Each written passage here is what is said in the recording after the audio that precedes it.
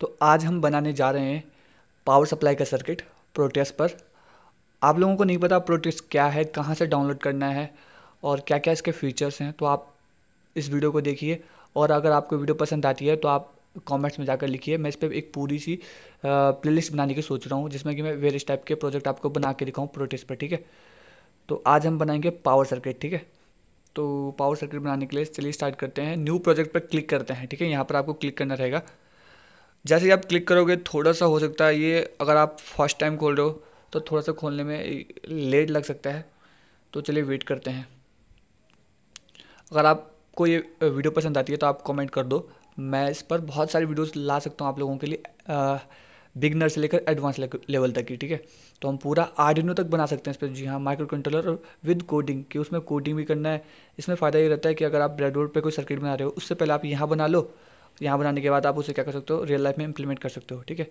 तो चलिए इसका नाम दे देते हैं। यहाँ पर इसका बाय डिफ़ॉल्ट नाम आता है, यहाँ काट के मैं दे देता हूँ इसका नाम दे देता हूँ मैं पावर सप्लाई, ठीक है। पावर सप्लाई सर्किट दे देता हूँ। और आपको अब क्या करना रहेगा, आपको बस नेक्स्ट नेक्स्ट नेक्स्ट करना है, कुछ नहीं करना अभी। और ये है आप मेन स्क्रीन जहाँ पर हमें बनाना रहेगा, स्कीमेटिक तैयार करना रहेगा। और जो आपको दिख रहा है बगल में पी, यहाँ से आप पार्ट्स को उठा सकते हो, कर सकते हो फैच कर सकते हो, ठीक है। और स्क्रीन पर क्या कर सकते हो, ड्रैग एंड ड्रॉप कर सकते हो। तो यहाँ पर आपको सर्च करना रहेगा जो पार्ट्स आपको चाहिए। तो चलिए सबसे पहले मैं ट्रांसफार्मर सर्च मार लेता हूँ।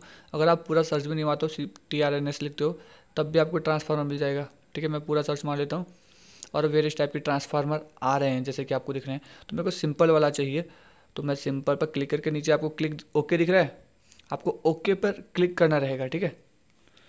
तो चलिए मैं थोड़ा सा ऊपर ले लेता हूँ स्क्रीन को, ताकि आपको एकदम सही से दिखे। ओके पर यहाँ पर क्लिक करना है, ठीक है। मैंने क्लिक कर दिया है और लिस्ट में आप देख सकते हो यहाँ पर ट्रांसफार्मर ऐड हो चुका है। अभी हमने स्क्रीन पर इसे मेन स्क्रीन पर ड्रॉप नहीं करा है, ड्रैग एंड ड्रॉप नहीं करा है, अभी हमने सिर्फ ऐड करा है, ठीक है, बाहर। अब मैं सर्च कर लेता हूँ यहाँ से साइन वेव, क्योंकि जो हमें AC सोर्स तो चाहिए रहेगा। ट्रांसफार्मर में क्या जाएगा, AC जाएगा। तो हम वोल्टेज सोर्स लेंगे, करंट सोर्स नहीं लेंगे, ठीक है। तो मैंने उठा लिया है इसे भी। अब मैं डायोड ले लेता हूँ। तो डायोड चलिए मैं सर्च मार लेता हूँ डायोड, और यहाँ पर ढूंढते हैं IN4007 के, ठीक है। 4007 ये सिलिकॉन वाले यही लेने हैं, और ये भी मैंने उठा लिए हैं। अभी हम सिर्फ कंपोनेंट्स को क्या कर रहे हैं, फैच कर रहे हैं, ठीक है। अब मैं ले लेता हूँ कैपेसिटर, CAP लिख दो फिर भी मिल जाएगा, ठीक है। ये इसका कोई पोलैरिटी नहीं रहता है, ये कोई पोलर वाला कैपेसिटर नहीं है। अब हम चाहिए वोल्टेज रेगुलेटर IC, जो कि हमारी सबसे मेन है, सॉरी 7805। अगर आपको 12 वोल्ट कन्वर्ट करना है तो 78112 ले लो, 12 ले लो, ठीक है। तो मैं यहाँ से ये वाली ले लेता हूँ। आप चाहे तो सेकंड वाली भी ले सकते हो, ये कहाँ काम आएगी मैं बताता हूँ आपको आगे।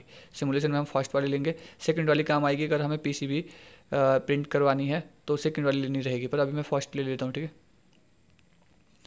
अगर कुछ भी समझ में नहीं आ रहा है, अगर थोड़ा आपको लग रहा है मैं फास्ट बोल रहा हूँ, तो आप कमेंट करो, मैं थोड़ा सा स्लो भी बोल सकता हूँ। आप लोग बताओ अगर, ठीक है। तो मैं रजिस्टर भी उठा लेता हूँ। तो अभी मैंने सिंपल वाला रजिस्टर ले लिया है। अब हमें एक LED चाहिए जिस पे हम आउटपुट देखेंगे अपना, और देखेंगे कि हमें मिल रहा है जो आउटपुट में, उसमें सिमुलेशन में हमारा जो सर्किट वो काम कर रहा है प्रॉपर या नहीं कर रहा है, ठीक है। तो ये सारे कंपोनेंट्स मैंने ले लिए हैं। अब क्या करूँगा मैं, अब मैं एक ही करके नहीं, यहाँ पर हमारे स्कीमेटिक जो स्क्रीन है, मेन स्क्रीन, यहाँ पर मैं फैच करूँगा और ड्रॉप करूँगा।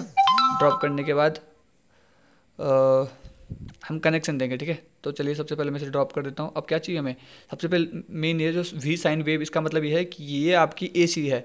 जो ये दूसरा नंबर पे जो मैंने रखा, ये आपका ट्रांसफार्मर है। और 4 डायोड रहेंगे जो कि क्या होंगे, इस तरह से एक सीक्वेंस में होंगे। और आपको इनका एनोड कैथोड का आपको पता ही होगा, कि जो यहाँ पर लाइन दिख रही है आपको डायोड के सामने, ये है इसका कैथोड साइड, और पीछे जो वाला साइड है इसका एनोड साइड, ठीक है। पॉजिटिव और नेगेटिव का आपको ध्यान देना रहेगा इसमें अच्छे से। और इन एक प्रॉपर तरीके से आप इन्हें अलाइनमेंट करिए ताकि ये थोड़ा सा दिखने में अच्छे लगे, ठीक है। इस बात को आपको ध्यान देना है ताकि आपका सर्किट ऐसा लगे कि प्रोफेशनली आपने किसी अच्छे बंदे ने बनाया, ऐसा ना लगे कि आप चाहे तो एक पार्ट्स को ऊपर रख रहे हो एक नीचे रख रहे हो, तो ऐसा अच्छा नहीं लगेगा। तो मैं सबको एक सीरीज़ में रखता हूँ। और ये हमारी IC थी जो मैंने अभी ड्रॉप करी है। अब मैं इसके बाद क्या चाहिए, हमें रजिस्टर चाहिए रहेगा।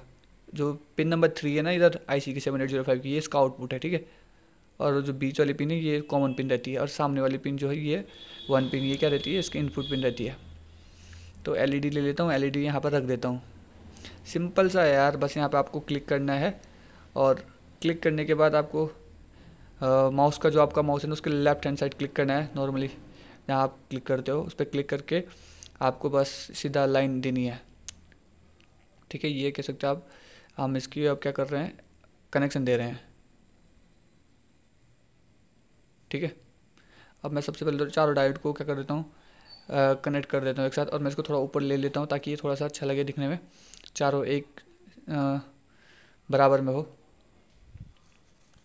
तो मैंने चारों को अच्छे से कर दिया है। आपको ध्यान देना है कि अब चलिए इसे घुमा देते हैं, क्योंकि मुझे तो ये कनेक्शन इसका पैरेलल जोड़ना है। तो पैरेलल जोड़ने के लिए मुझे इसे घुमाना पड़ेगा, जो कि मैंने क्लॉक और एंटी क्लॉक आप कुछ भी जोड़ सकते हो। जैसे कि मैंने बताया इसकी कोई पोलैरिटी नहीं है, तो आप कैसे भी जोड़ सकते हो। चलिए मैं अब यहाँ से ट्रांसफार्मर का जो आउटपुट है मैं डायोड के इनपुट में दे देता हूँ। ये इसका इनपुट है, ठीक है, डायोड का।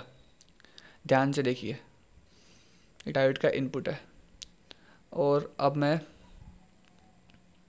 यहाँ से कैपेसिटर का जो हमारा ट्रांसफार्मर का आउटपुट आएगा कैपेसिटर के यहाँ जाएगा नेगेटिव पर, और यहाँ से जाएगा हमारे इनपुट पर, जो कि वोल्टेज रेगुलेटर ऐसी रहेगी। और जो आउटपुट जा रहा है हमारा सेकंड आउटपुट, ये यहाँ से फिर से यहीं पे जाएगा। और एक ग्राउंड पिन है हमारी, कॉमन पिन है दोनों के लिए, याद रखना, ये दोनों के लिए कॉमन पिन है हमारी, ठीक है। तो ये मैंने कॉमन कर दिया। अब हमें ग्राउंड भी करना रहेगा, तो मैं प्लेस में जाकर यहाँ टर्मिनेट में जाकर ग्राउंड पिन उठा लेता हूँ। ग्राउंड भी हमें करना रहेगा सर, ठीक है। अब मैं क्या करूँगा, ये आउटपुट पिन है हमारी। अब मैं आउटपुट दूंगा इसे पिन नंबर 3 से, आउटपुट दे दिया मैंने, और रजिस्टर से होके और मैंने इसे कर दिया है। बट अभी हमने वैल्यू चेंज नहीं करी रजिस्टर की, क्योंकि ये इस वैल्यू पे हमने कोई वैल्यू डिफाइन नहीं करी है, तो अभी काम नहीं करेगा। चलिए आगे से शुरुआत करते हैं। जो वी साइन वेव दी है ना, इसमें हमने कोई वैल्यू अभी डिफाइन नहीं करी है कि कितना आ रहा है। नॉर्मली हमारे घर पे कितना आता है, 220 आता है ना, और हमारे घर पे जो आता है उसकी फ्रीक्वेंसी कितनी रहती है, 50 हर्ट्ज रहती है। तो चलिए अपने वी साइन वेव, जो हमारा वोल्टेज साइन वेव है, इसकी फ्रीक्वेंसी और इसका एम्पलीट्यूड चेंज करते हैं। तो आपको क्या करना रहेगा, आपको यहाँ पर जाना है, वी साइन पर क्लिक करना है, और इसका फ्रीक्वेंसी और एम्पलीट्यूड को चेंज करना है। तो मैं इसका एम्पलीट्यूड कर देता हूँ, चलिए सबसे पहले फ्रीक्वेंसी कर देता हूँ 50 हर्ट्ज, और एम्पलीट्यूड कर देता हूँ 220, जो कि हमारे घरों में आती है, ठीक है। और हमारा ट्रांसफार्मर क्या है, स्टेप डाउन यूज़ कर रहे हैं हम, यहाँ पे स्टेप अप नहीं कर रहे यूज़। तो ध्यान रखना है, जो हमें 220 का क्या करें 12 वोल्ट में चेंज कर दें। और इस बात का खासा ध्यान रखना है कि 12 वोल्ट जो चेंज कर रहा है ना अभी ट्रांसफार्मर, वो डीसी नहीं, वो एसी है। अगर ये डीसी यही बना देगा तो इतने फिल्टर, इतने सर्किट लगाने की जरूरत क्या है। तो इस बात का ध्यान रखना, बहुत सारे लोग कन्फ्यूज हो जाते हैं इस बात का, ठीक है। ट्रांसफार्मर का आउटपुट एसी ही रहेगा, डीसी नहीं रहेगा। अब हम यहाँ पे कैपेसिटर की वैल्यू को चेंज कर रहे हैं, जो कि 450 से 470 आप कुछ भी रख सकते हो। तो मैं इसकी वैल्यू सेट कर देता हूँ। अब हमारा रेसिस्टर, इसकी वैल्यू मैं जैसे कि बताया 220 ओम आपके लिए बेटर रहेगा, तो आप 220 लिख कर क्लिक कर दीजिए, ठीक है। अब हमारा आई थिंक पूरा कनेक्शन एकदम सही से हो गया, और अब दिखने में भी अच्छा लग रहा है ये, ठीक है। अब मैं क्या करता हूँ, जैसे आपको नीचे बटन दिख रहा है प्ले का, यहाँ पे क्लिक करना है, तो इस सिमुलेशन के लिए रेडी हो जाएगा। और कुछ सेकंड में ये एलईडी जो आपको दिख रही है सामने, एलईडी ग्लो करने लग जाएगी येलो कलर में। तो ध्यान दीजिए, देखा आपने, एलईडी ग्लो करने लग गई है। तो प्रॉपर एकदम सही से हमारा सर्किट काम कर रहा है यार। अब हमें ये देखना है ना कि 5 वोल्ट ही आया या कुछ हो रहा है। तो यहाँ से हम उठाते हैं वोल्ट मीटर अब, ठीक है। तो यहाँ से आपको डीसी वोल्ट मीटर उठाना है। अब मीटर तो हम करंट के लिए देखते हैं, पर हमें वोल्टेज चेक करना है। तो वोल्टेज के लिए अब मैं यहाँ पे से छोड़ देता हूँ। एक बात का ध्यान रखना, सिमुलेशन बंद करके ही आप कंपोनेंट्स को उठाओ और छोड़ो। तो मैंने सिमुलेशन बंद करा, उसके बाद छोड़ा है। अब ध्यान देना है, अभी इसमें पूरा 5 वोल्ट नहीं आएगा, 2.51 के आसपास में वोल्टेज आएगा। क्यों? क्योंकि करंट क्या होता है, हर डायरेक्शन में सेम फ्लो होता है। तो यहाँ पे एलईडी भी ऐड है, तो उस चक्कर से क्या हो रहा है, करंट डिवाइड हो रहा है दोनों में। तो जैसे कि मैं आपको दिखा देता हूँ सिमुलेशन चालू करके, इसमें आप देख सकते हो पूरा वोल्टेज नहीं आ रहा, 2.21 के आसपास आ रहा है। क्यों? क्योंकि आधा एलईडी ले रही है, आधा हमारा वोल्ट मीटर ले रहा है। तो अगर आप पूरा देखना चाहते हो उस पर, तो आपको क्या करना रहेगा, पहले सिमुलेशन बंद करो, एलईडी को हटा दो।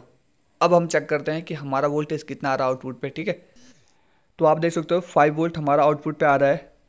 तो इस तरह से आप पहले क्या कर सकते हो, किसी भी सर्किट को आप बना रहे हो ना, जो उसे प्रोटेस्ट पे बनाइए, उसके बाद आप उसे रियल लाइफ में इम्प्लीमेंट करिए, ब्रेडबोर्ड पे बनाइए, ओके। तो आशा करता हूँ आपको वीडियो पसंद आई होगी।